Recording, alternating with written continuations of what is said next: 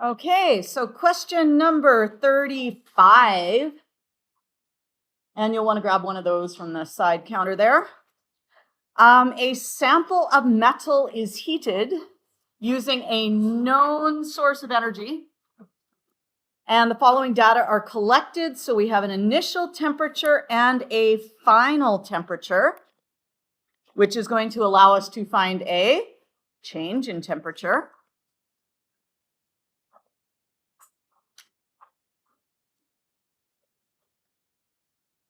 Okay, so we have a change in temperature of 1 degree Celsius. We are told that the mass of the metal is 10 grams. So we have an M, we have a delta T, and we are also told that the energy absorbed by the metal is 0.0075 kilojoules, and energy absorbed is Q. So we know a Q value, and if we know a Q and an M and a delta T, what can we find? We can find a C, okay? And then, because it's asking us, determine which metal we have, and we were given up at the top, and AP often does this where it kind of gives you information before the question, so always kind of look up above if you don't see anything that you need. And we have specific heat capacities for all of them, so all we're going to do is take Q equals MC delta T, solve for C, plug in the values from the question, and we get 0.00075 kilojoules per gram degree Celsius. But you'll notice that all of these ones on the table are joules per gram degree Celsius, so make sure that they are in consistent units. Okay, and so we now have 0.075, and that doesn't match anything in the table. So that means our answer is E, none of those listed in the table. Okay. Which of the following will cause the greatest temperature change to be recorded in a sample of metal? The total amount of energy transferred to each metal is the same. So that means that Q is the same in each case. Okay? And we have 3 different metals. We have iron, we have aluminum, and we have,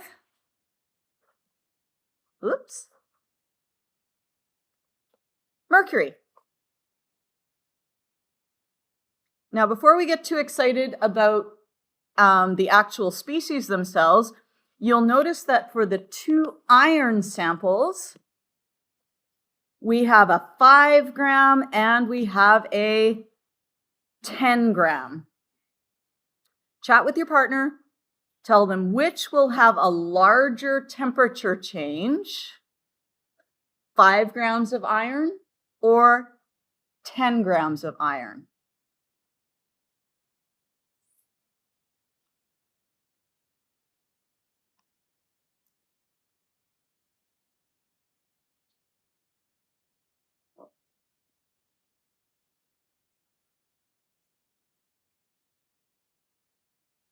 Have a chat.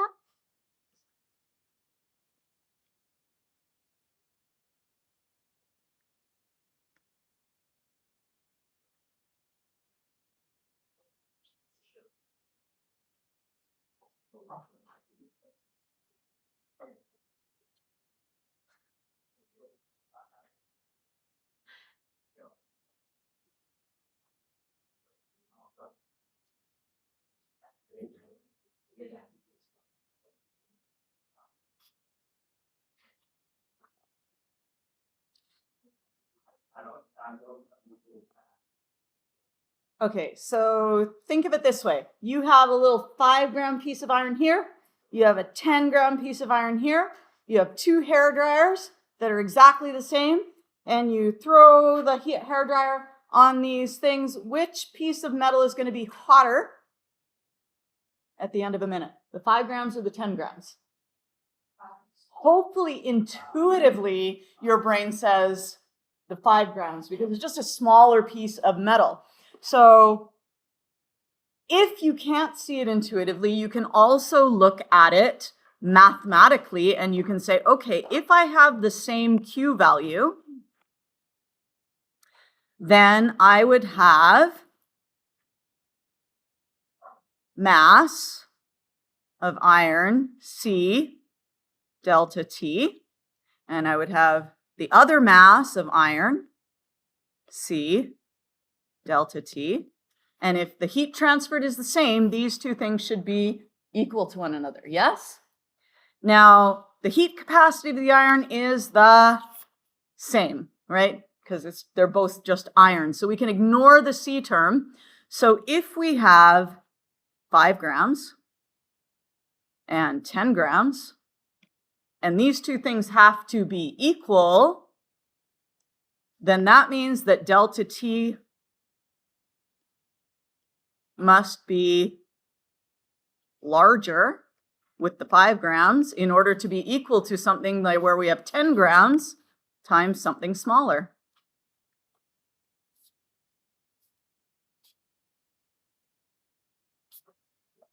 So if it doesn't intuitively make sense that mass, a smaller mass, will increase in temperature more, maybe the mathematical one will make sense. I don't know. Up to you. So we can eliminate then 2 of our choices. Which choices can we eliminate? We want the greatest. Yes. We can eliminate B and D. We don't want our 10 grams. Okay, so those are gone. All right. Now we have 3 metals left. We have 5 grams each of iron, mercury, and aluminum. Out of those 3, here are their heat capacities. Iron is 0.444, aluminum is 0.9, and mercury is 0.138. Which of those can you immediately eliminate as not being the most change in temperature or the least change in temperature? Which one would be the middle change in temperature? The iron, because it's like the middle one. So you know it's not the greatest. You know it's not the least. So we can eliminate iron. And so even if you didn't know what you were doing really on this question, you could kind of eliminate, 3 of the 5. So out of the aluminum and the mercury, one of them has a high heat capacity, one has a low heat capacity. Is change in temperature bigger with a high heat capacity, or is change in temperature bigger with a low heat capacity? Tell your partner.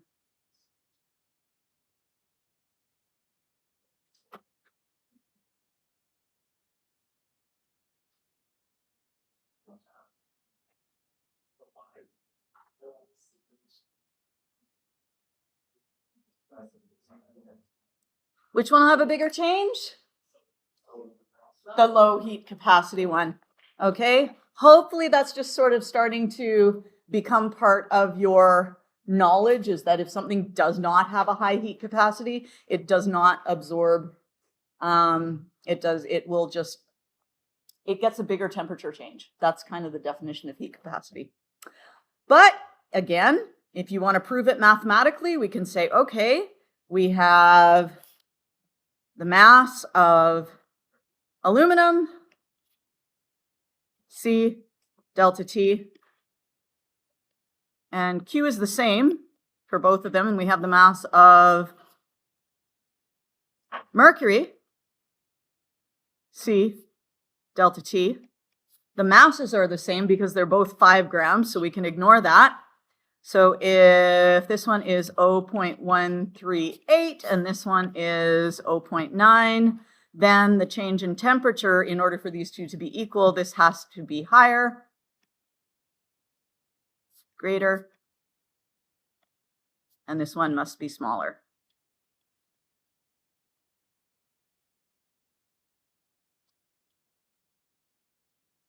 Is good? Okay.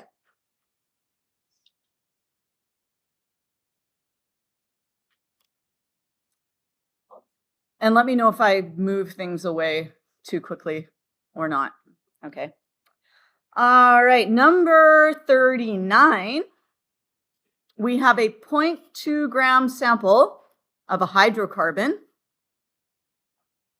0.2 grams of a hydrocarbon is burned in excess oxygen in a bomb calorimeter. Ooh, a bomb. Okay, do you guys know what a bomb calorimeter is like? Ish? Okay, just to remind you, in case you've forgotten, a bomb calorimeter, you got like an outer casing and an inner casing. And in between those two layers, I'm simplifying this like way, way, way too much. In between those two layers is water. Whoa, that wasn't good.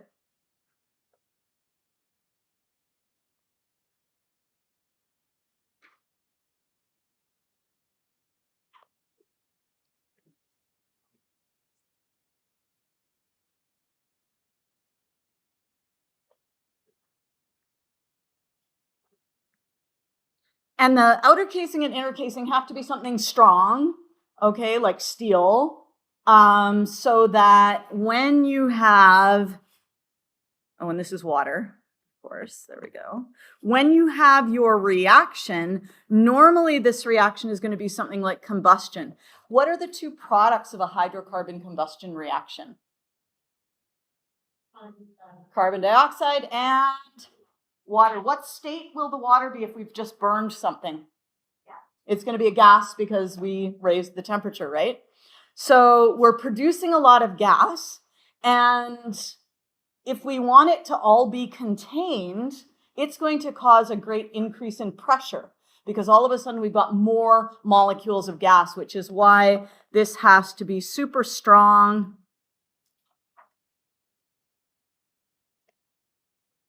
And airtight. Okay, and that is our bomb calorimeter.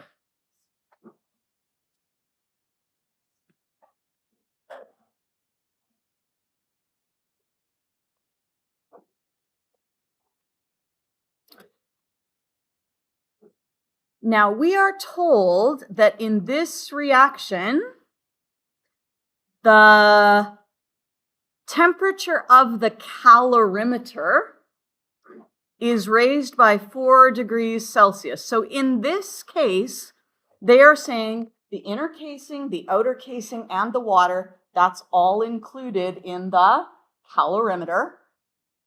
And the temperature of all those three things together raises by 4 degrees Celsius. Okay? So delta T of the calorimeter is 4 degrees Celsius. We are also told that the heat capacity, not the specific heat capacity, but the heat capacity is 3,000 joules per degree Celsius. Now, what the heck is the difference between specific heat capacity and heat capacity? Have a chat with your neighbor about that.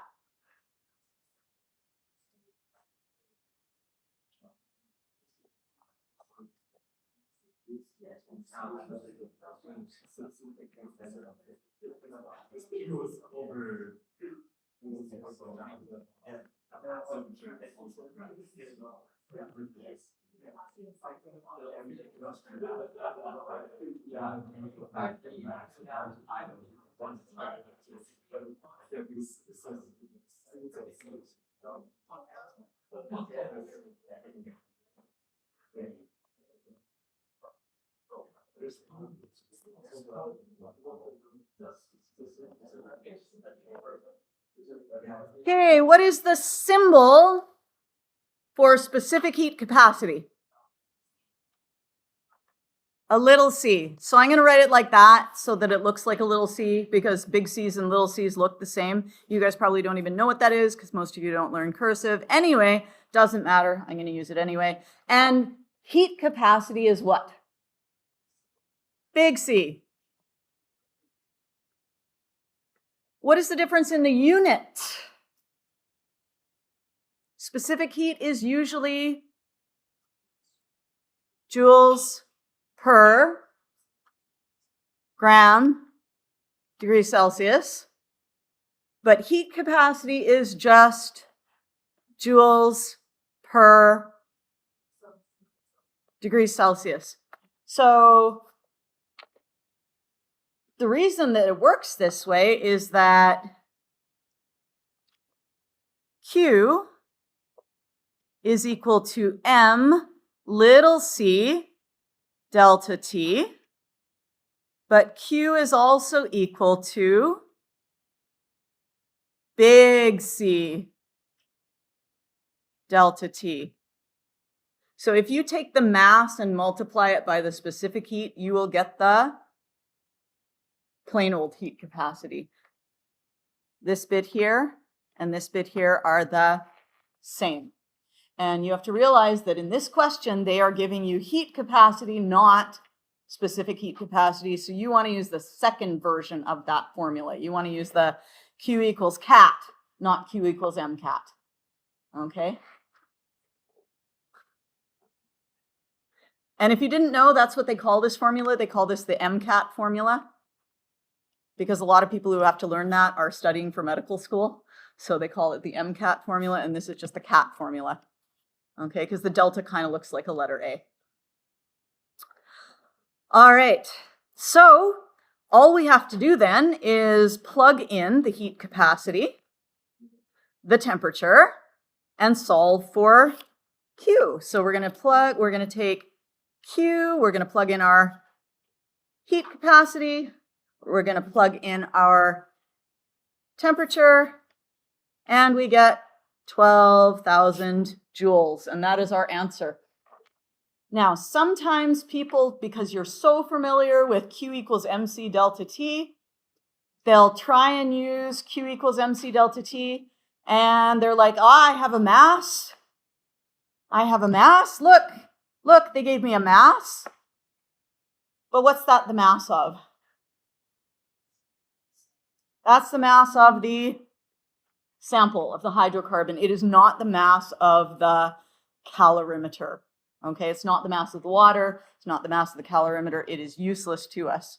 So if you do that, you will end up, your units won't even cancel out properly. Your degrees Celsius will cancel with degrees Celsius, and you'll end up with a gram joule. And what on earth is a gram joule? You don't want that. So just, that's one reason why you always show units in your work, because then you can tell if they go astray. Yes? Yes. Okay, excellent. Okay. Dylan, have you changed classes? Okay, cool. I haven't checked my list yet. I've just been on here. So cool. All right. Okay, dokie. And one thing I want you to notice about this, calorimeter questions, especially bomb calorimeter questions, sometimes people get weirded out because sometimes they'll just talk about the water. Okay, and they'll be like, the heat capacity of the water is blah, blah, blah. And they won't be talking about the whole bomb, which is the outer casing, the inner casing, and the water. Usually when they do that, they just assume that it is the water that is doing the majority of the absorption of heat, and they ignore the inner and outer casing. My suggestion to you is just use whatever numbers they give you. Don't be like, oh, they only gave me the water. What's the heat capacity of the calorimeter, the little box parts? And be trying desperately to find that. No, if they wanted you to have that, they would give it to you. So for example, in the next question, which is also a bomb calorimeter question,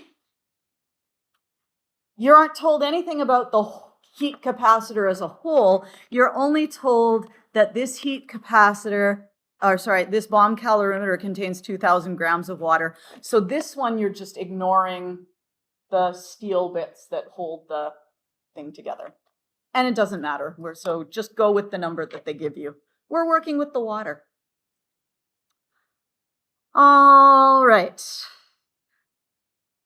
This question is mainly just plugging things in and figuring out where they go. So if you're good at following your work all the way through, it shouldn't be too bad. But if you're not, then this could cause problems because it doesn't give you a final numerical answer. It assumes that you just have everything and haven't chucked anything in the calculator. Okay. So we have information in the question. We are given the mass of the compound. We're given the mass of the water. We're given the change in temperature of the water, 25. There was a typo. This should have been 65 degrees, 0.00, so that our sig figs work out to 40.00. No big deal. Temperature change from 25 to 65, so delta T is 40 degrees Celsius. We are not given the mass of the bomb calorimeter itself, so we assume its heat change is negligible compared to the heat change of the water. What does negligible mean? Small enough to be ignored, irrelevant. Yeah.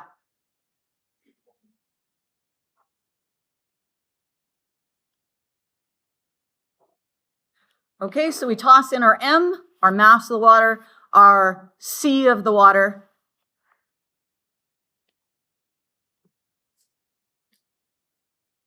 And our delta T of the water, and we get 2,000 times 4.184 times 40. And this right here, there is a mistake. This should not say grams. This should say degrees Celsius. Fix.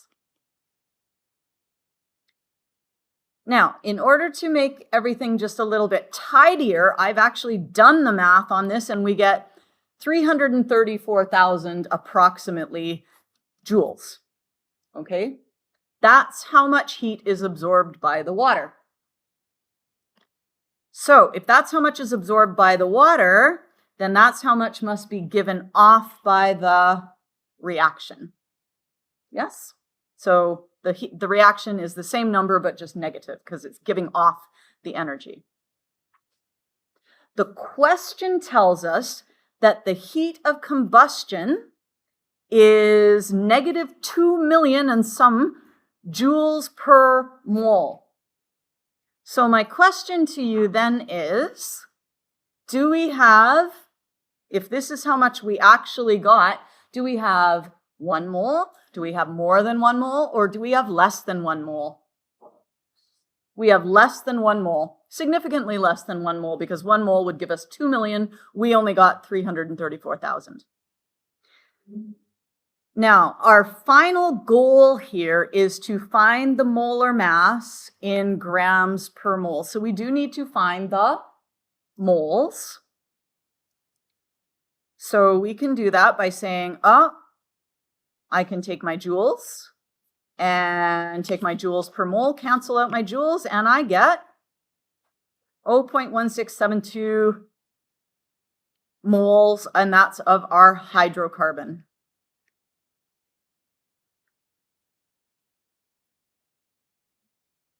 Now, this 334,000 was actually these 3 numbers multiplied together. So I'm going to put those back in just so that they are there, because that's how the final question does it. When I do that calculation, I'm still, though, getting that many moles. How do I calculate molar mass of the compound? Well, I want the grams of the compound over moles of the compound. Well, here's the moles of the compound. That goes down there. The grams of the compound was in the question. Throw those together, and we should get our final answer. And if it was numerical, we would just press equals, but we don't want it to be numerical. We want to take this bit here and substitute it for this bit here. And we get that, which looks like option E in the multiple choice. How are we doing? Yeah? Okay. So that one's just a lot of slogging through numbers and stuff. You wouldn't have to show all that work. If you can just do that in your head, like, more power to you, but I wanted to be able to show it, so everything's color-coded and whatnot. All right, and lastly, we want a standard enthalpy of formation. Tell your partner, what do we mean when we're talking about the standard enthalpy of formation?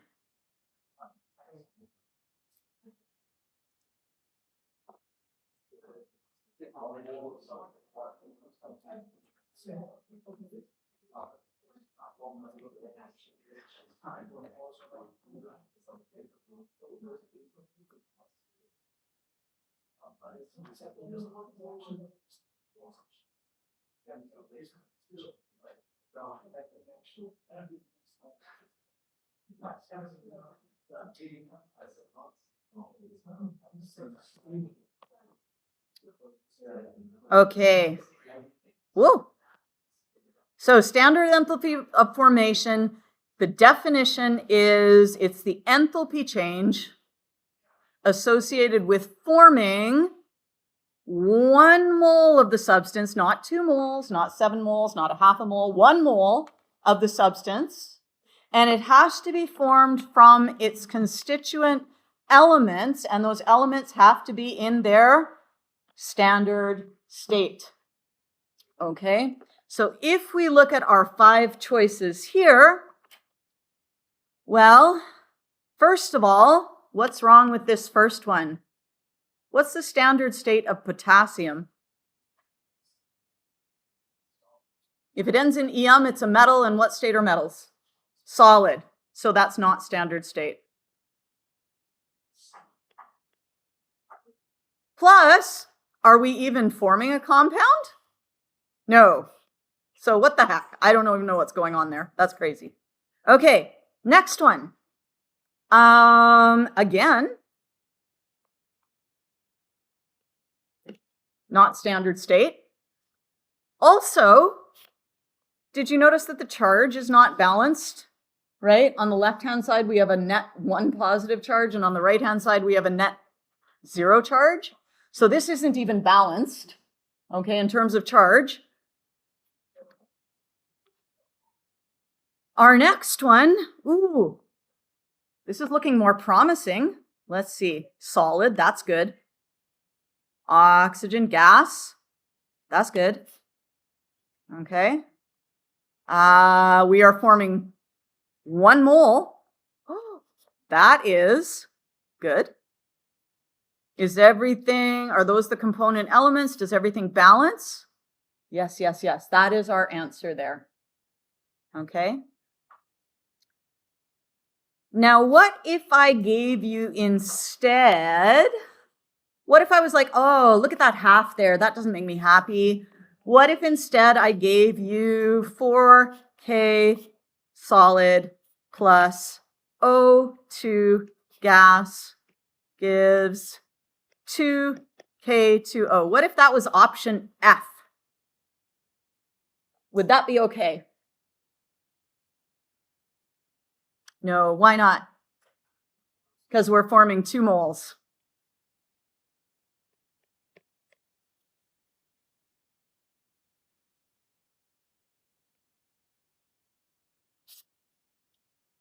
Okay, this one, D is not balanced. And this one, these are not elements in their standard state, they're ions.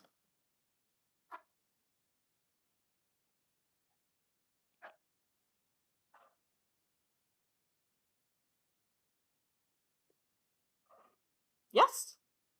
Okay. We good?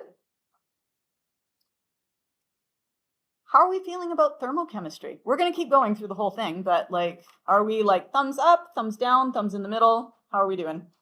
Okay, we got some ups, we got some in the middles. You know what? If you're in the middle at this point, that's perfectly good. Okay? Yep. If you're like, oh, then maybe think, I don't want to take the AP exam. Okay? Because by this point, if you have spent the whole summer doing all of this, you should be at a point where you're like, okay, I'm kind of at least starting to get it, right? Even if you're not 100% there yet. All right, today, did anyone have any questions from any of the homework? There was one answer key boo-boo. Okay, 1.1b, 1f should have been bromide, not nitrate. So I need to fix that. But did you have any questions from the spectrophotometry question went okay? Yeah? Okay. I'm going to encourage you over the next few days, if you have extra time, to start doing a little bit more of 1.7e, which is those spectrophotometry long written response answers, just to kind of, refresh yourself as you go. All right? Today we're going to be working in our green book. And we are going to be on 1.1c, how to measure rates in the lab, page 18.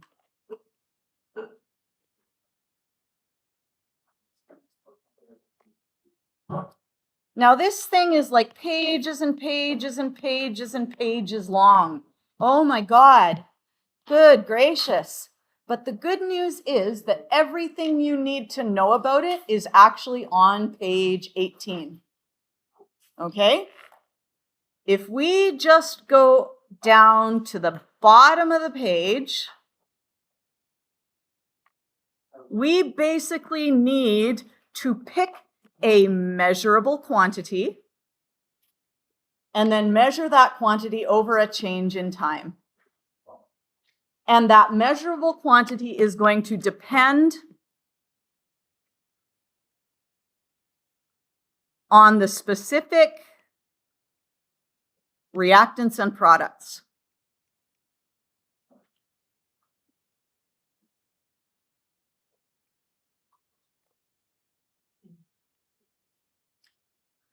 For example, last week, we said we could use a spectrophotometer to measure the rate of a reaction that had what kind of species in it?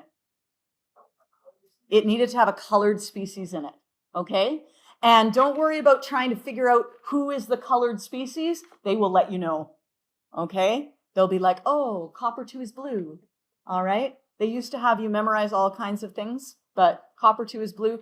Usually, colored species tend to be transition metals, okay? But there's other things as well. Iodine is a colored species, and it can be used, okay? But if you don't have a colored species, can you use spectrophotometry? No. So that's why it depends on specific reactants and products. So down here, you're going to pick a measurable quantity that agrees with your reactants and products. So this right here is all you need. The rest of it is just details, okay?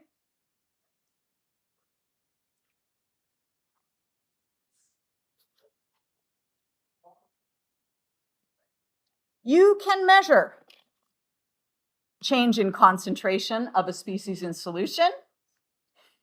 You can measure moles of gas using various methods.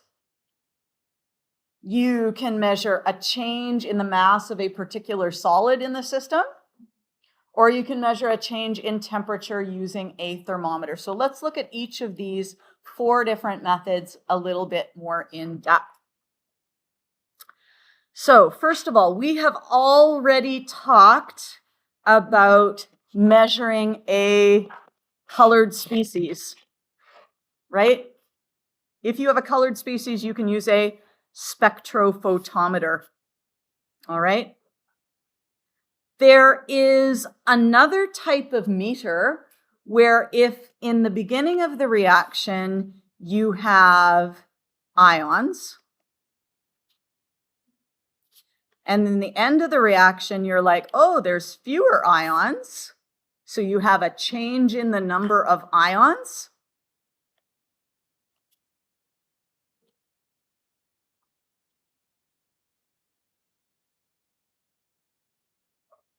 You can use a conductivity meter, and literally it is just a device where you put like a little probe into the solution and it gives you a digital readout. We'll see a picture of it a bit later.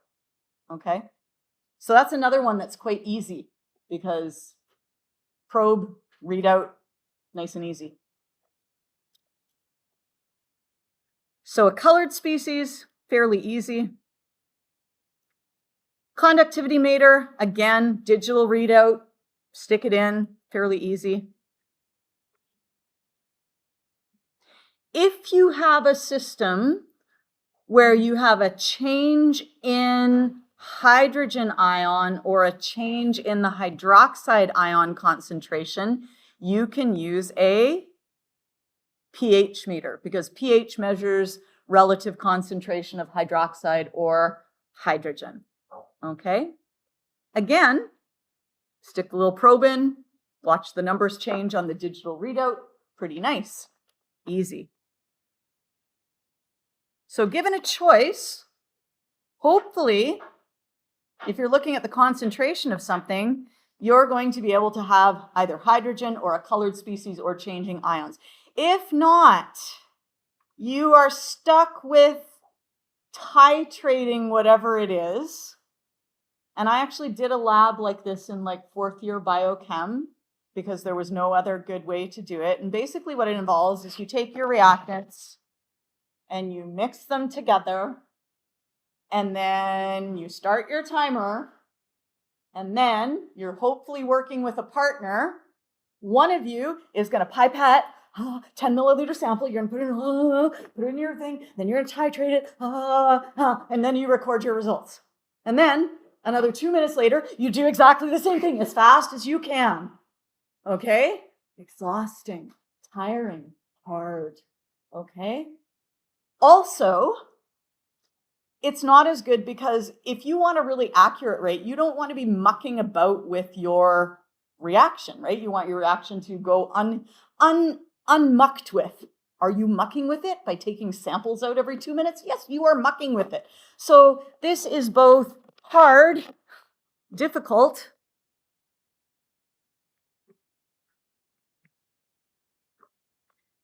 and possibly can interfere with the reaction, mucks with the reaction.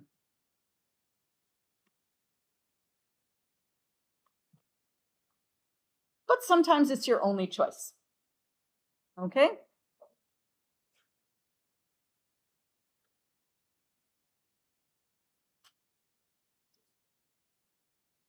Now, if you've got different moles of gas from reactants to products, that is awesome because usually these ones are also pretty easy.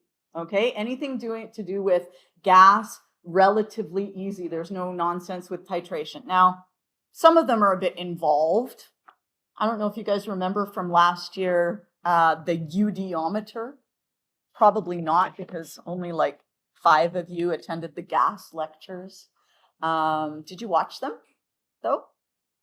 Eh? Maybe go back and look at those. Okay. I'm just going to quickly grab a gas collection tube.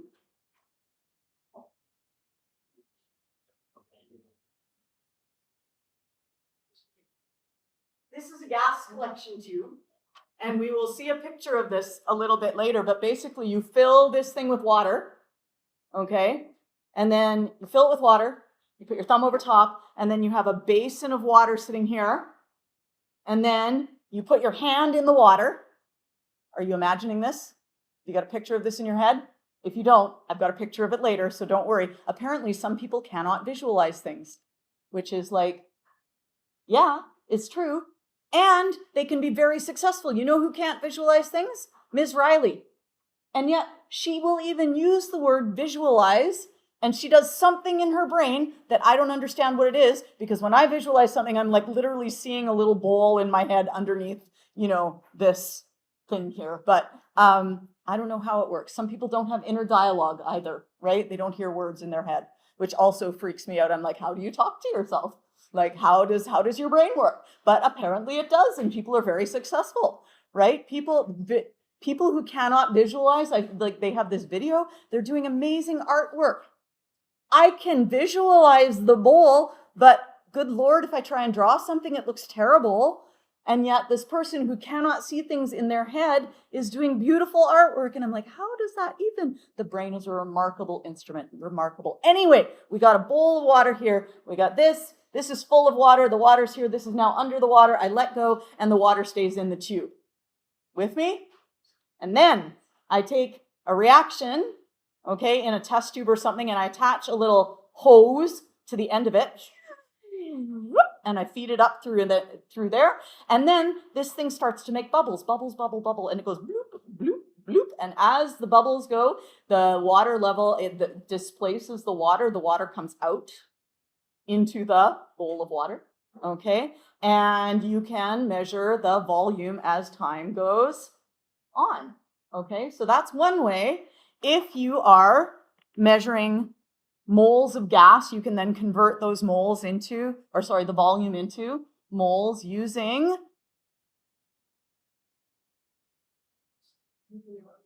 PV equals, what does PV equal? nRT, the pervert equation. PV equals nRT, okay? PV equals nRT. And if you didn't do the gas unit, really go back, because it is over top of water, you also have to compensate for the water vapor that's also in there, because there's water vapor plus whatever gas is in there. So you would have to do that, a little Dalton's law, okay? All right. You could also measure the change in pressure. You could, instead of having this reaction vessel in a tube and the bubbles and the whatever, you could just stick a pressure gauge on it. And then the pressure gauge goes, ooh, pressure going higher, higher, higher. Yes? My favorite, though, is measuring the mass of the entire system. Here's my reaction container. I pour some stuff in there. Here's my scale. I put it on the scale. There's some numbers. Time equals 0, okay? And bubbles start to come off. What happens to my mass? It decreases. That is the mass of the entire system, because some of the products are escaping to the surroundings. Okay, so if you're doing the mass of the system needs to be open so the gas can escape. Yeah? If you're measuring volume of gas, the system needs to be closed, because you need to measure the gas, and if it escapes, you can't measure its volume. Same thing if you're measuring pressure, the system has to be closed, because if it's not closed, the gas is escaping, there's going to be no change in pressure. Okay? So gas, you can measure pressure, you can measure volume, you can measure the mass of the system.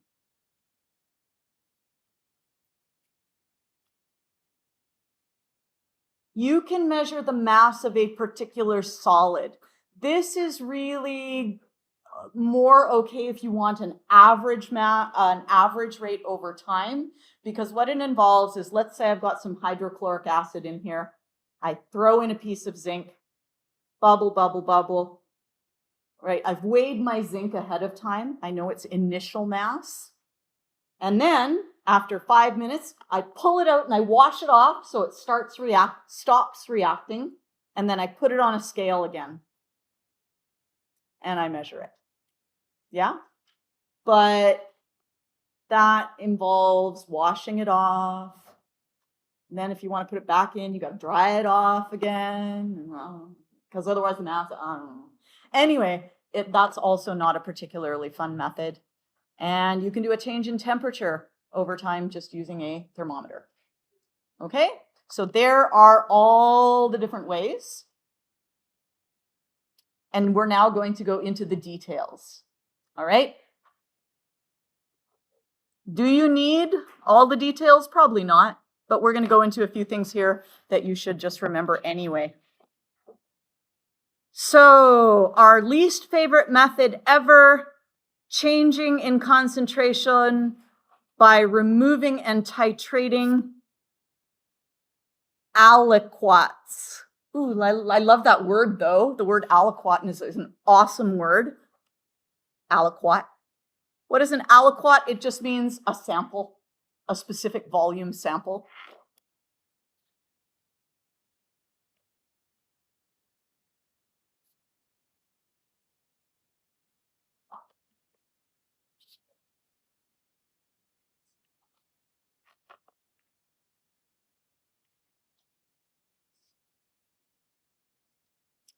Okay, so we have this compound, SO2, Cl2, which is apparently called thionyl chloride, and it can be composed in solution with an organic solvent according to the following reactions. So it breaks down into just SO2 and Cl2. So we take out, as time goes on, we take out small samples. Those are our aliquots. And we would remove them, say, with a pipette. Do you guys remember what a pipette looks like?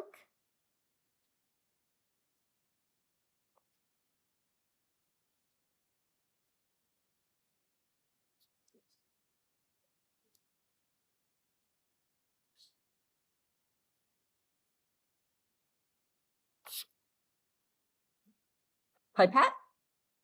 And then you would put either a bulb or a pipetter on it.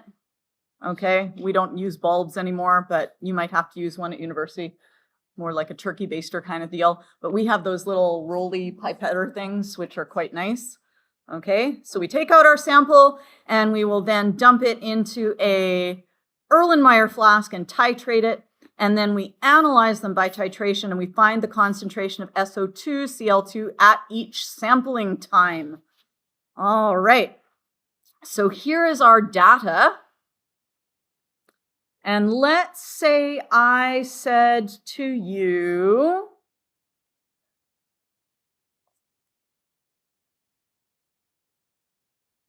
find the average rate between 100 and 300 seconds.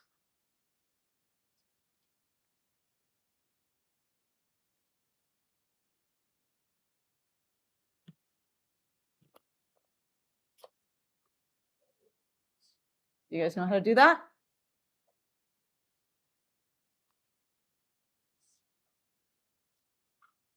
Find the average rate between 100 and 300 seconds.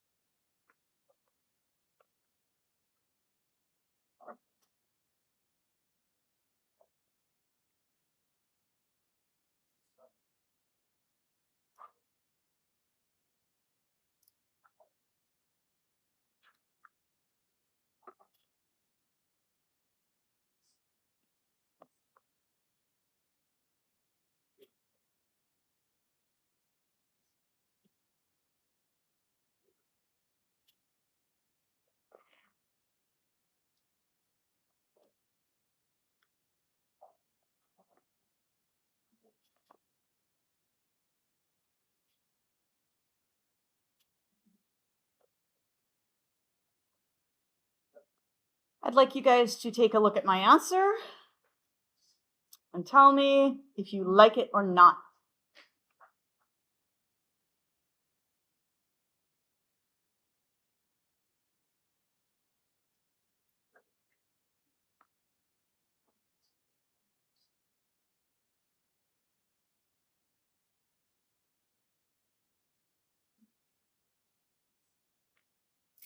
If you want to write it down first, you can write it down first, but once you got it written down, if you wanted to, tell your partner what you think of my reaction or my answer. Is it a good answer?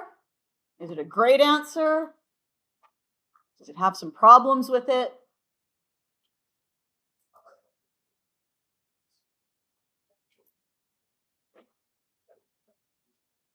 Sig figs. Okay.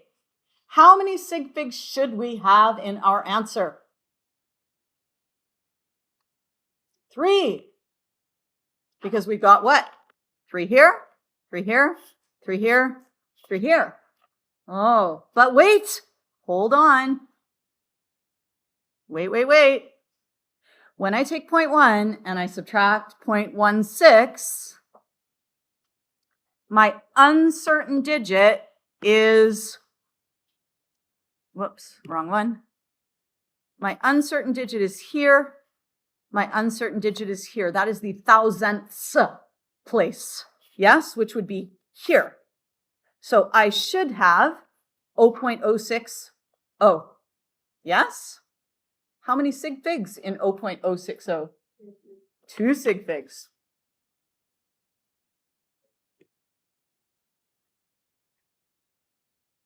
So my answer should have 2 sig figs, and I should have a decimal there also. Okay, so watch out for that.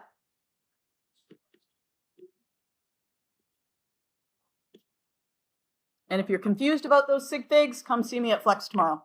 Yes. Oh, yes, and it should be negative. Thank you. There we go. Yeah, terrible answer. Missing the negative sign, wrong sig figs. At least I got the units correct. That's a good thing. Okay.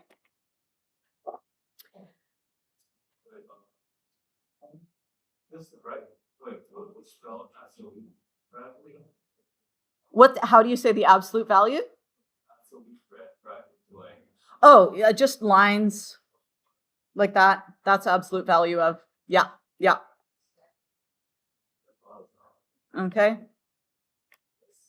Don't get too wound up about whether you make it negative or whether you change it to positive. If it says how much SO2 is used, then I would just say 3, per second. I would just say 3.0 times 10 to the negative 4, because when you say is used, that implies that it's negative. But if they just say what is the rate, I would make it negative because there's a negative number in there. Okay? I don't think it's a big deal though, so don't get too excited about it. Now, you could also take this data and instead of doing an average rate, you could graph it. Okay, so we plot our concentration of SO2, Cl2 versus time. And we get not a straight line, but a curve. What if I wanted the instantaneous rate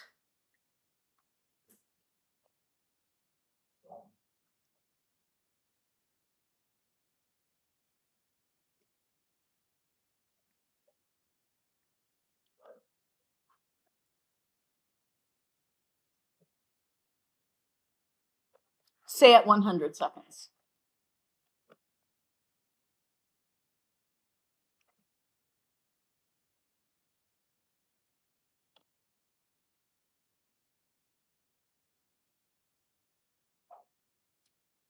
You may or may not have learned this in physics.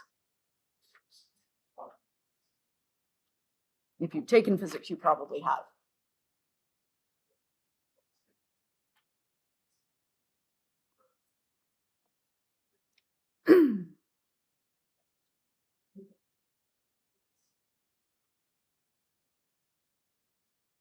And if you've taken crazy math, you're probably like, I could do calculus on that, but you don't need to do calculus to do AP chemistry. So we're going to pretend that calculus doesn't exist.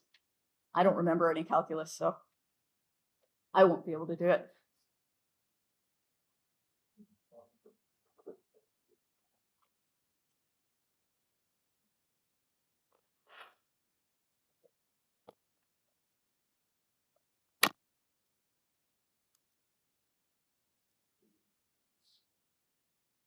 Stop doing that.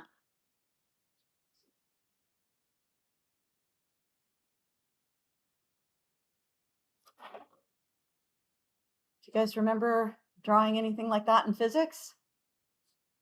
What's that called? That is our tangent line. Okay?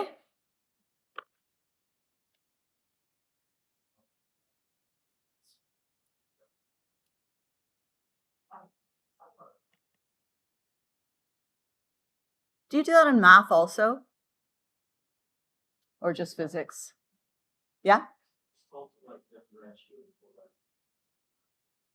That's calculus. Go ahead. Knock yourself out. You will not be required to, I don't even think you're going to be required to do this like on the AP exam. Like they're not going to ask you to find the instantaneous rate. Okay? But yeah, if you know calculus, you could. You can draw a tangent line and find the slope. This is the non-calculus way. Or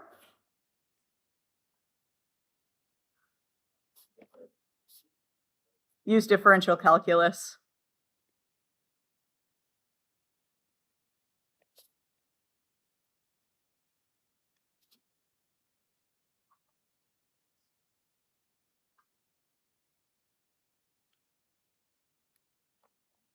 That's how I feel about calculus.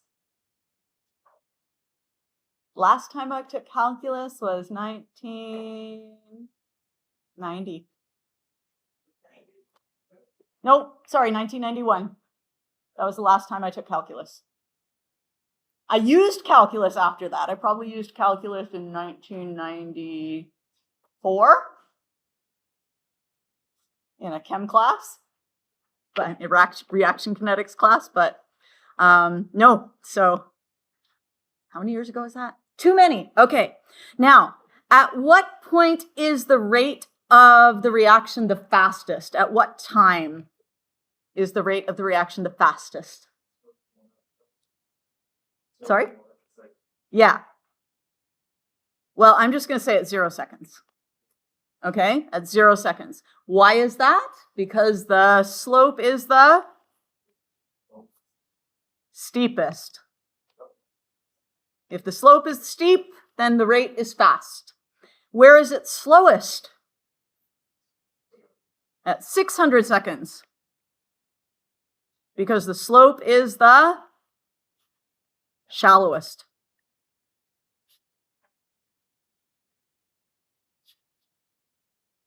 Why do you think the rate slows down over time? Have a little chit chat with your neighbor about that. If you don't have a neighbor, turn around. Chit chat.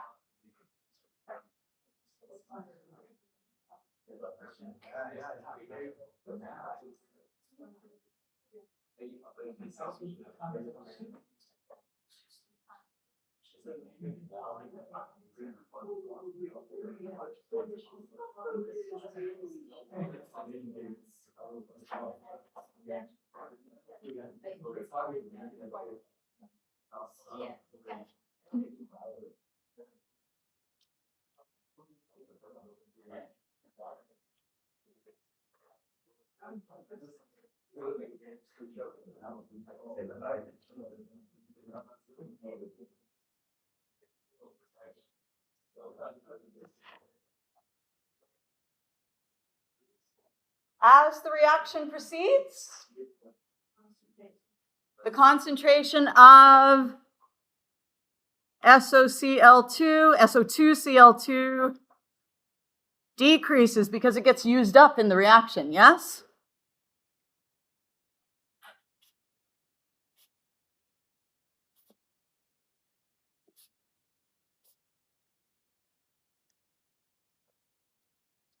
And if the concentration decreases, it cannot produce product as quickly. I don't know if you guys have heard anything about collisions yet, but you'll have fewer collisions. Okay, but I think it just kind of makes sense at this point. If you don't have as much reactant, it can't make product as quickly, which we'll do for now. Okay, we'll talk about collisions probably tomorrow. Okay.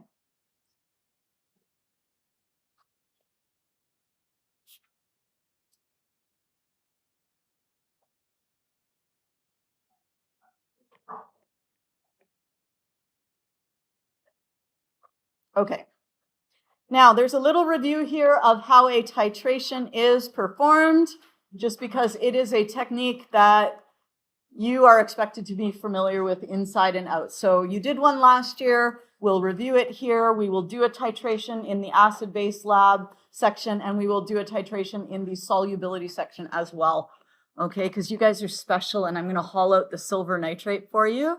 Only AP classes get silver nitrate because it's really, really expensive, but it's kind of fun.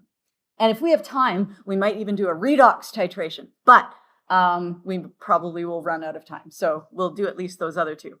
All right, so how do we perform a titration? We use a pipette. Here is our reaction vessel. We measure out a sample, also known as an aliquot of the reaction mixture, transfer it into an, what kind of flask is this? Erlenmeyer flask, also known as a conical flask.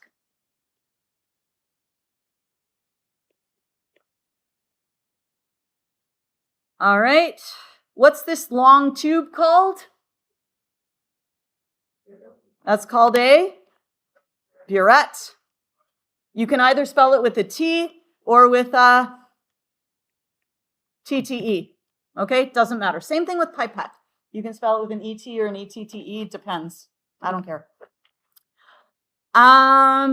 In this is our solution.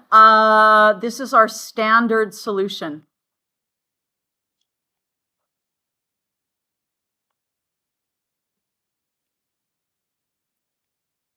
Do you guys remember what it means to be a standard solution? We talked about it last day.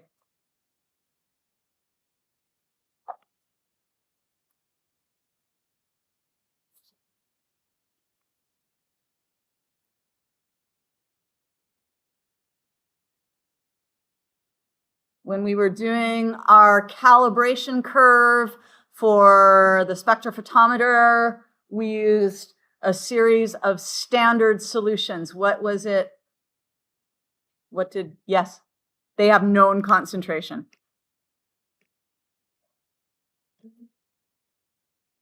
Okay, so if you have a standard solution, that is your solution of known concentration.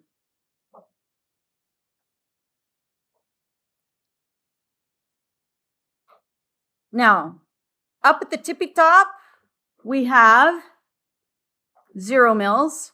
Down at the bottom here somewhere, we have 50 mils. And I'm going to give you a sample of what it might look like.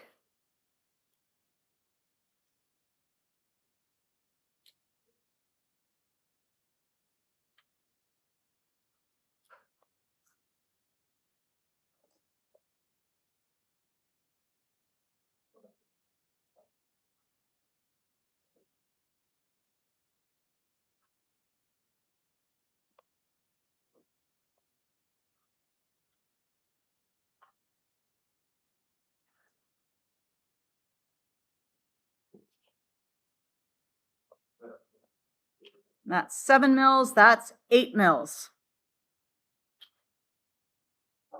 Do we read at the top of the scoop or the bottom of the scoop? We read at the bottom, and what do we call that scoop? The meniscus.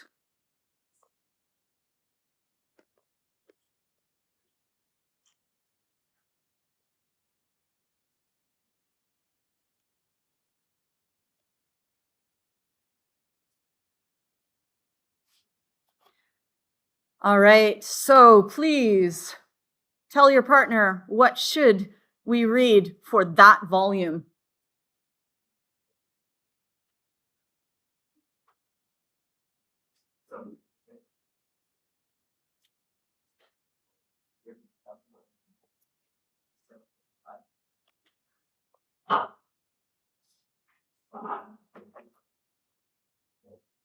First of all, is it going to be 7.5 or 8.5?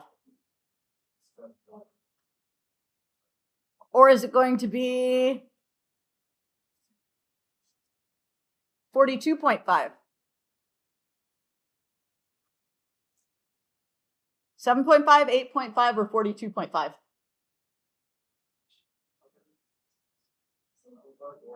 7.5. Okay, don't do any weird subtracting from 50. Okay, don't do that. Just read it as it is. So this is 7.5. So this would be our initial volume, let's say. Our initial volume is 7.5 milliliters.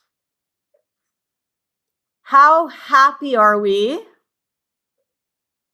with that answer?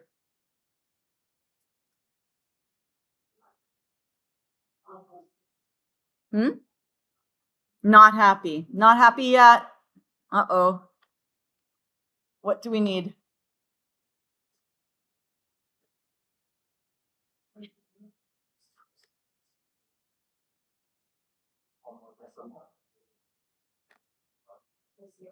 We need a 0. Okay, because let's say instead of that one, let's give a different colored line here, maybe a blue line. Okay, and let's say that our blue line came to right there. Okay, that would be 7.57, maybe, ish. Okay, 7.58, right? Whatever the smallest little line is, you need to go one more decimal place than that. Okay, so the lines are each 0.1. You need to estimate one more.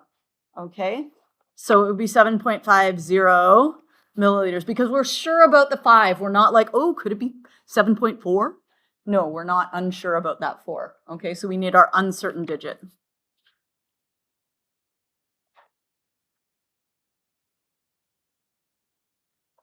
Okay, so generally burettes go to 2 decimal places. All right.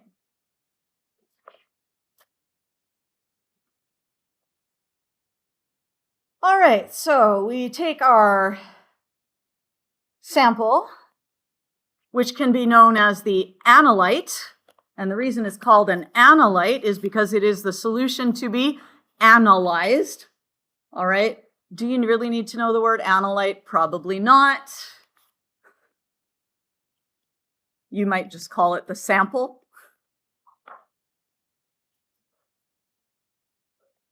Okay. But before you do that, you probably, unless it is self-indicating, some reactions will change color just because they change color. You will probably need to add an indicator, something that changes color when the reaction is complete.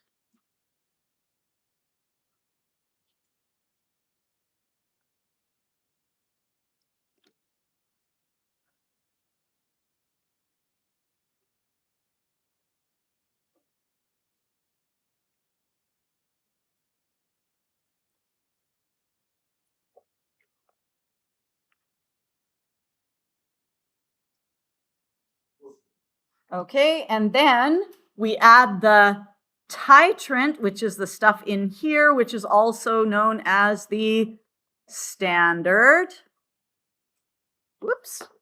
solution.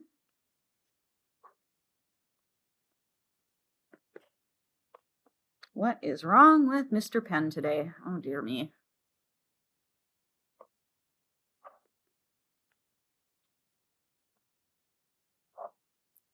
And we keep dripping it down until we get a color change, and then we take a final reading on the burette, and then we do some calculations and find the number of moles. Yes? And then we find the concentration. Drawbacks of this method, we have already talked about that. Ideally, a reaction should be monitored as it proceeds without interference. We are interfering the heck out of this reaction, okay? So when using this method, it is critical to remove as small an aliquot as possible to reduce the interference. Also, the titration has to be worked on very quickly, and that is irritating. And if you do it too slowly, then your results can be, your concentrations can appear much lower if you're looking at the reactants, or much higher if you're looking at the products. Okay, pH meter. Literally, you have a solution and you put a little probe in it and it reads out digitally. Yeah, super nice. So you just plop it in there and you can watch the pH change over time. Oh, So nice. Yeah? Okay, now you do for this unit need to know a little bit about pH. So if you have a low pH, that means higher acidity, higher H+.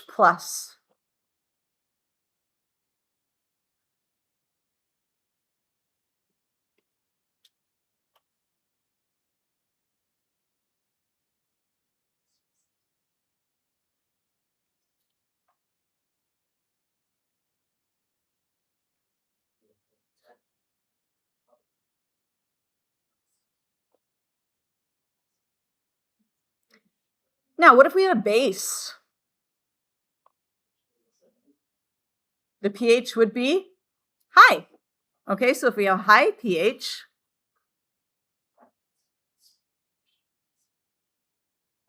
this is basic. And we're going to have a low concentration of H+. So the thing to remember about pH is the opposite of the hydrogen. If pH is high, hydrogen ion concentration is low. If pH is low, hydrogen ion concentration is high. They're backwards. We will do an entire little mini unit on this in Unit 4, so don't worry about it too much. Just for now, you need to know that they are opposite. So the pH meter can just sit in there and read it. It's only going to work if you have a change in the amount of acid, H+, or in base, OH-, because as the concentration of H+ increases, hydroxide will go down. And as concentration of hydroxide goes up, concentration of hydrogen will go down. And like I said, we'll be looking as the whys that happens in later units. Do you guys know what a neutral pH is? Yeah.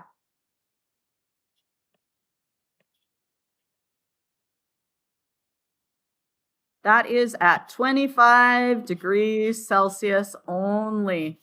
Turns out neutral pH can be higher if the temperature is higher, and it can be lower if the temperature is lower, but most of the time we'll be dealing with 25 degrees Celsius, so you don't need to worry about it. Okay? All right, we got a reaction here. We have Al solid plus HCl gives 2AlCl3 plus 3H2. We have our complete ionic equation and our net ionic equation. And you can see that we have hydrogen in the reactants, H+ ion in the reactants, and no H+ in the products because it has turned into H2 gas. Yeah? So we can measure the pH of this system. What will happen to the pH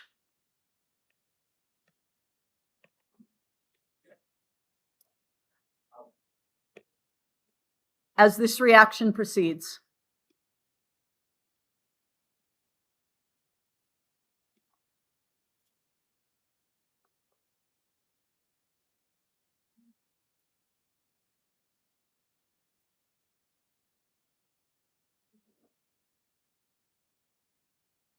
Does it go up or down or stay the same? It goes up.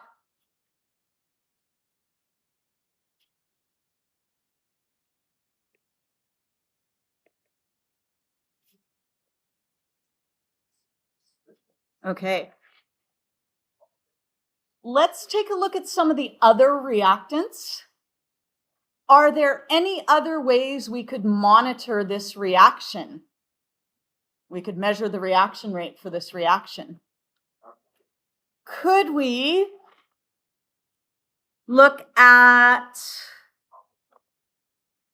the aluminum? Yeah?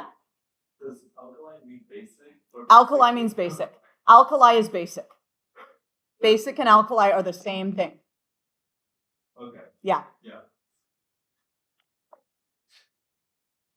Could we look at the aluminum, which is a solid, to measure the rate of this reaction?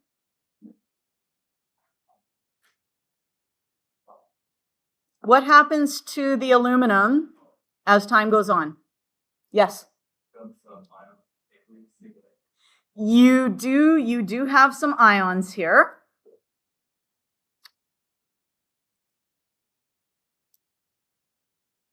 But we've got lots of ions on the left and we've got lots of ions on the right. So we couldn't look at conductivity. So conductivity wouldn't work.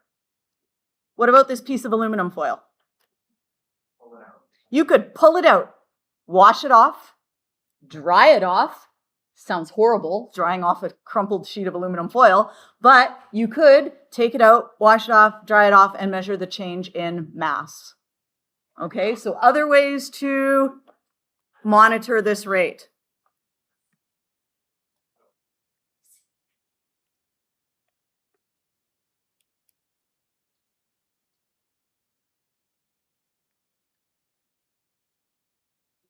You could do change in the mass of aluminum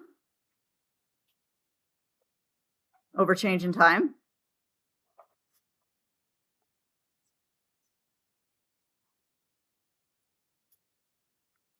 Anything else we could do?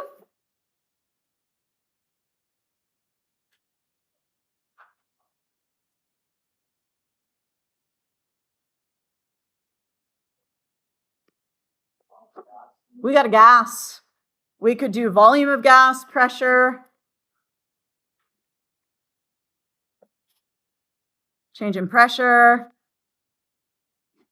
If you just put it open on you could look at the mass of the entire system.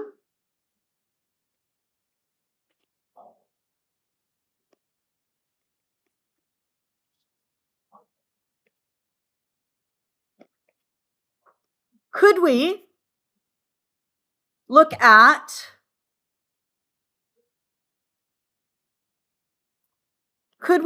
the change in concentration of chloride over change in time? Why not? Not because it's basic. Oh, it stays the same. Yes, because it is a spectator. So no, spectator stays the same. Okay, we got like 2 minutes left. So basically, we've already talked about spectrophotometry. So skip the next page. Okay, bye. Okay, conductivity meter, basically, it works just like a pH meter. Stick it in. Over here, we got lots of ions.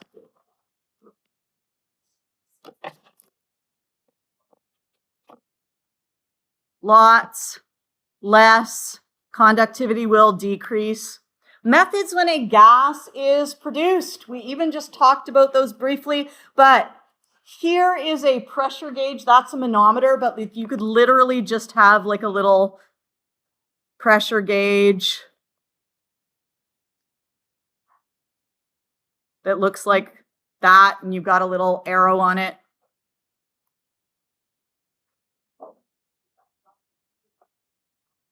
Yeah? You could use that eudiometer, that gas collection tube that we talked about earlier. There's a picture of it. Yeah, there is our water. We got little bubbles.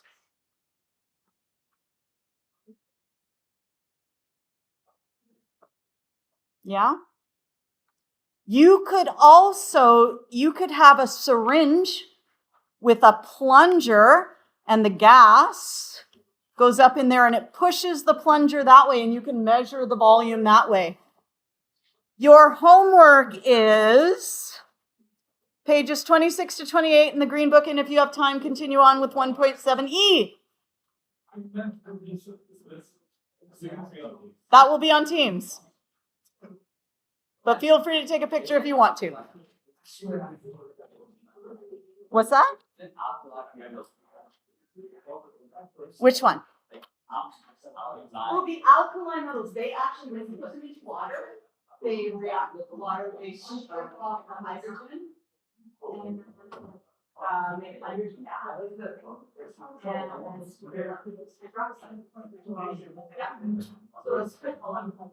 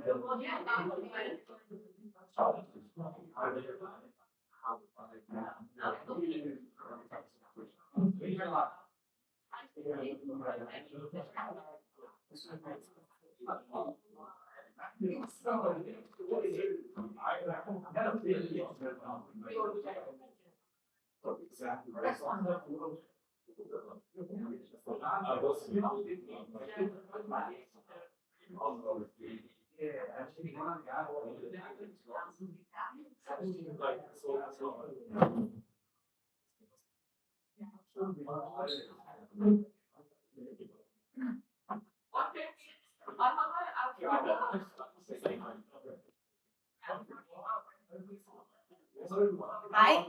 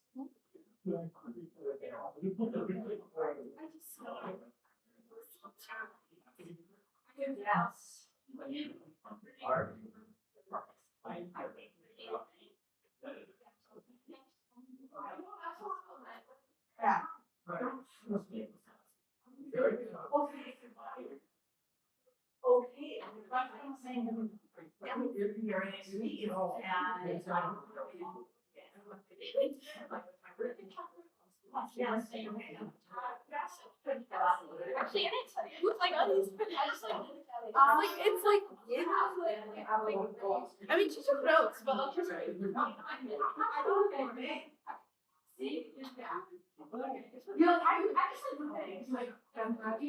remember power memorization.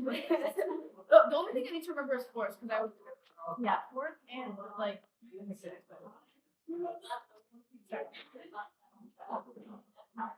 I'm sorry, I have a question. Vivian, I think you messed it up a little. Vivian, yeah, I know that's just that word. Okay. What? I know. I think this is so good. I did my homework. Me neither. I just like looked at it. I mean, I think it's fun. Just remember. You're here, or is he here? And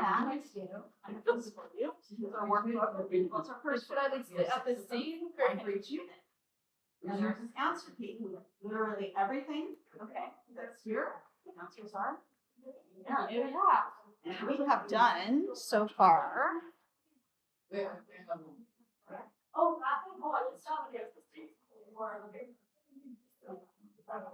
I did that. I think it's fine. I know. Wait, that's not. I can take it like in 2 days or something. Yeah. I think she said for extra. And so basically for this one. I did it up to 15. I didn't know. I'm thinking half. I think it's. So you can go in here and then just get it right. Just get it. Yes, you just get it right. Right? Yeah. Literally, you're I can show you the quiz right now. I mean, you can Look. I know, but you right.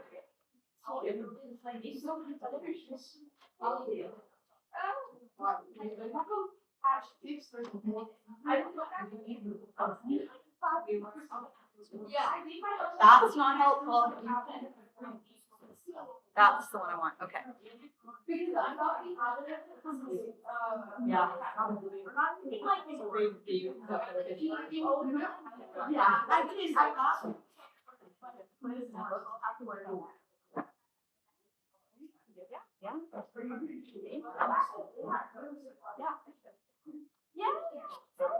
All right, my friends, we have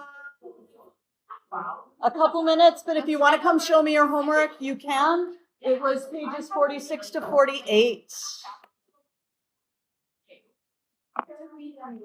You want it? You want to read it? Yeah. What is it about? I'm gonna do something. Hello. Most excellent. And next page. Fantastic. Valerie? Yes. Okay. Valerie. There we are. Very good. Hello, Samaya. Very nice, very nice, very nice. Thank you. For that one, you don't need to show me because you're writing the quiz. Yeah. Hello. Hello. 6, 4, 7, 8. Beautiful. Thank you, Ryan. Hello. Excellent. Thank you, Zoe. Don't forget this one here. Okay. This one. Oh. Anyway, Hi, Mariam. hello. I got it right, didn't I? Yeah. Yes. Okay. Excellent. And one more page. I did till like 50. Very nice. Don't forget about that. Oh, okay. But I'll give you full credit.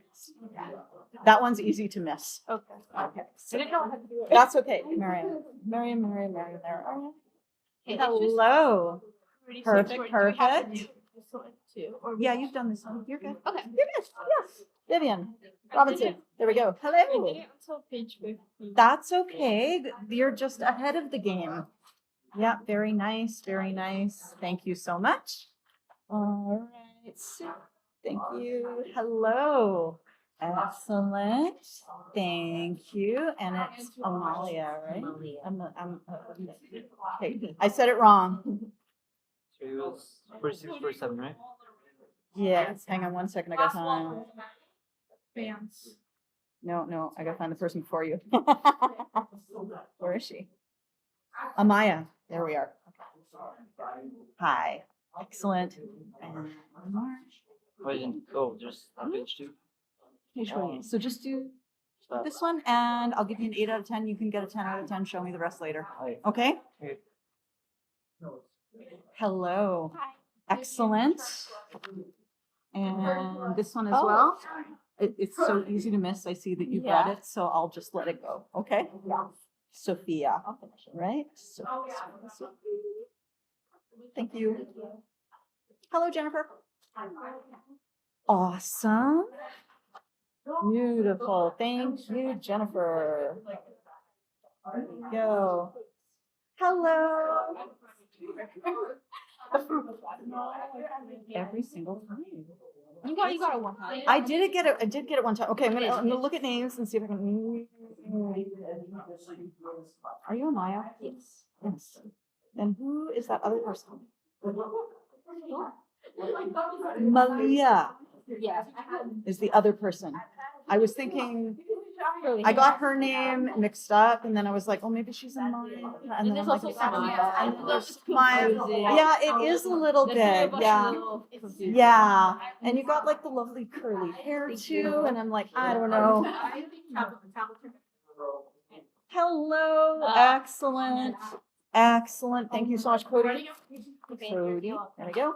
So easy with a thumb injury. Hello. How are you? Good. Good. And one more page. Yep, I did. Yep, beautiful. All right, Thank perfect. you, Logan. Yeah. Hello, Ken. How are you? I don't know what page it is. That's okay. These two and that one, and you're good. Thank you, Ken. That's fine. You did more. I'll check it next time. Sure. I can resend. Hi, Matthew. Excellent. Thank you very much, Matthew. Excellent. Hello. I kind of just have like. Okay. Okay. You know what? You can finish it and show it to me. If not, you know what? Drop by during flex tomorrow. Okay. Yeah? Yeah. Okay. I'll give you like a 3 for now, okay? But then you can bring that up. Okay. Hello. Excellent. And you are Kira Austin. Yes. Excellent. Good. Hello. Excellent. And you are Kira Baines. Yes, I've got my 2 Kiras that I need to keep straight. Excellent. Hello.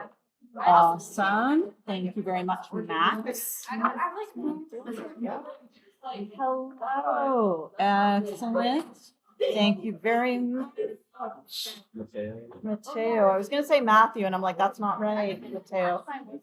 Hello. Look at you go. Thank you. All right. Aria, wonderful. Thank you very much. Aria.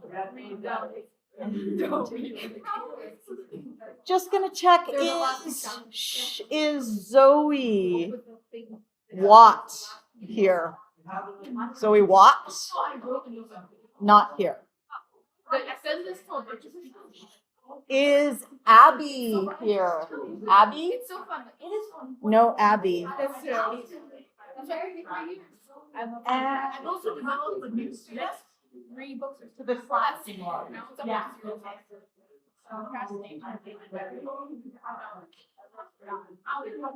Oh, like the 2 characters that were drawn. They're from that big series. One of them has not because it's a series. Real. I mean, I started writing it's like, yeah. I did one time, and then it just turned out so bad, so I'm rewriting the entire thing. Yeah, it's amazing. I'd rather draw.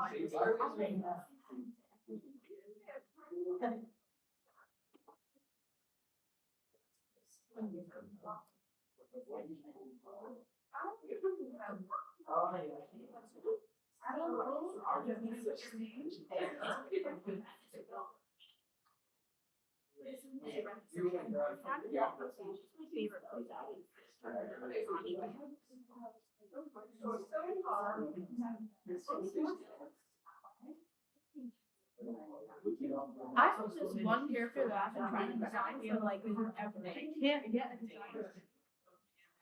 What's like so he's like this thing called the keeper of dreams. He's like yeah, stuff to do with dreams. He's a little crazy. Okay, real. He's a little crazy. He has white hair. That's for sure. And he's not set in a straight fluff hair or anything. Probably this. He looks like a child. So he's yeah. Yeah. Yeah. He also has like he has colored eyes, and one of them changes colors. Yeah, you can do that. And depending, I'm thinking have sort of like also like you can also like change his form. Yeah, she's really good for that often because he like can up your dreams. He can fly. Arrived, freshly arrived. Okay, friends. So we have a quiz today. Obviously, if you have just joined us, then you don't need to write the quiz because we've got a couple students who've just joined us today. In order to write a quiz, like I said, they're not a big deal. Remember, what can you do with quizzes? You can retake them. So if you're new to this room and you're like, quizzes make me stressed, don't let them make you stressed because we can redo quizzes. Okay, you can redo them as many times as you want to in order to feel good about them. So let's say that you didn't feel really good about the quiz today and you're like, oh my gosh, you could come by tomorrow at Flex. You could get your quiz back and see how you did on it. And then you could retake it either at Flex tomorrow or you could come by at lunch on Wednesday. Okay, I don't mind as long as I know if you're coming by to redo something. I can stick around at lunch. This is a short quiz. Okay, so in order that you can't see the person next to you, we have dividers. Now, where will you find these dividers? There are little putties down here, but they only hold 2 dividers. So you also might need to open the covered. And if your cover's not, let me know. So you're gonna grab a divider and put it up in between you. I know you guys don't really need it. It's your right. So open that up. Okay, that we scroll. So help yourself with dividers. You won't need one until you're not ready to go very far away. Guys, get a divider from each below. Well, you just need one. Yeah, just need one.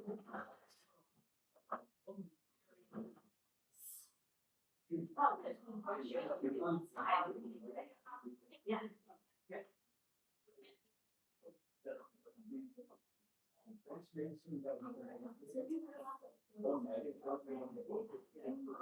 Oh, it's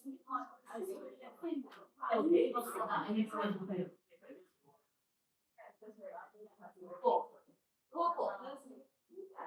All right. And also remember, you get a choice as to whether you write the regular version of the quiz, which has a few of the little boxes filled in, or whether you write the enriched version of the quiz, which has none of the little boxes filled in. So when I come around, I'm going to say, would you like regular or enriched? And you let me know. And remember, if you don't do the enriched, it does not count against you. Okay? So it's all good. You can choose whichever one that you would like. All right. Would you like regular or enriched? Regular or enriched? One, two of them. There you go. Regular or enriched? Enriched. And we can take this down if you want. Well, because it's like you have a copy of this in your book already, so you know what I mean? Like it's not like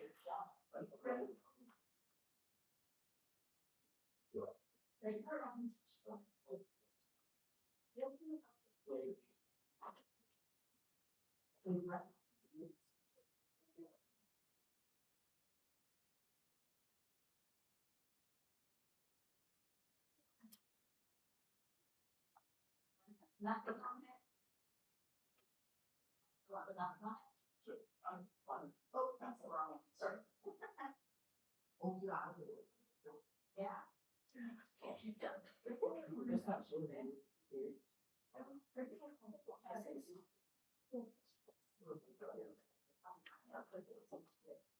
You're not ready.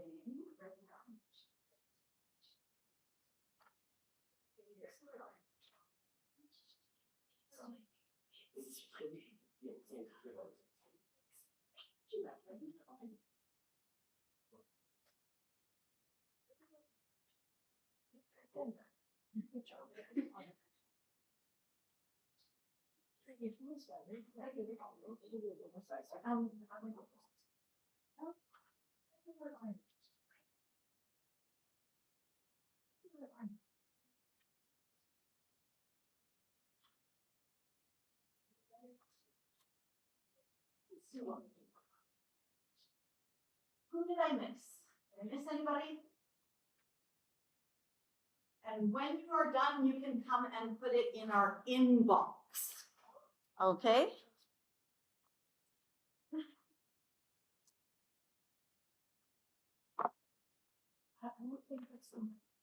Oh, it's definitely not.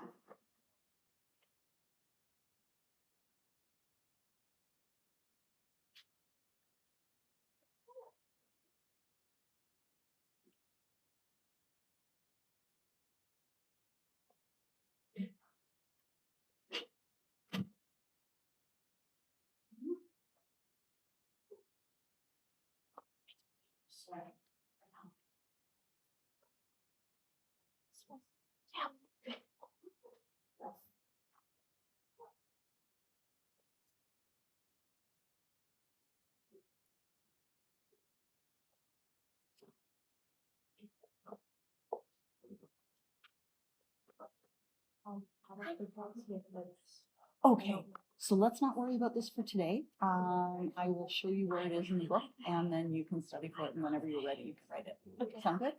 Okay. What do you want me to do? For now, these guys are gonna be done in just a moment anyway, so you can just chill for a second. Yeah, back on the school which have yeah, like it's like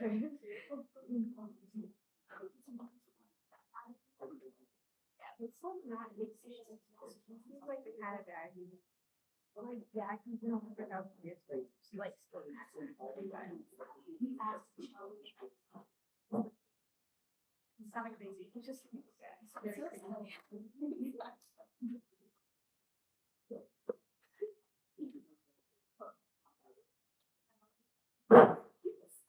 Yeah. That's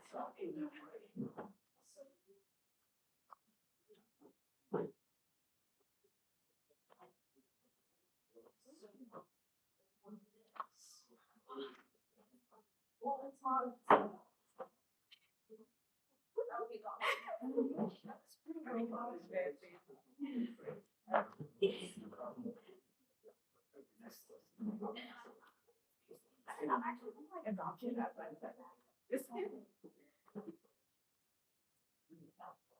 have a lot of so funny. He's very crazy. But I've got he's also he can also be careful. Watch. No, I haven't put that. It reminds me of the like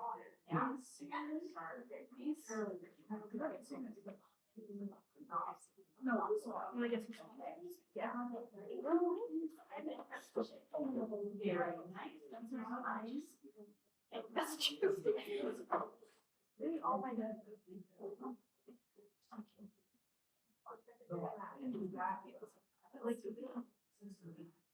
Like, I thought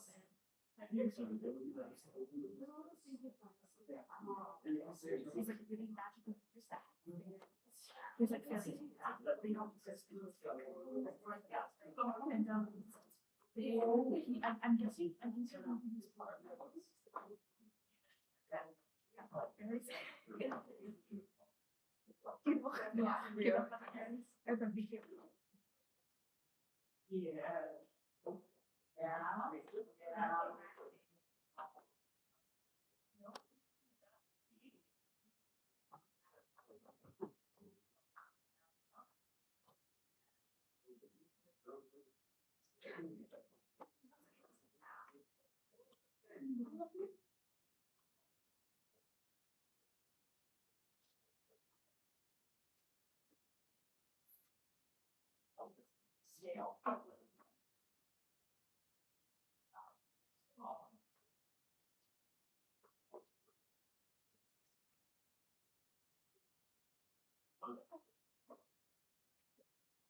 Who's still writing the quiz?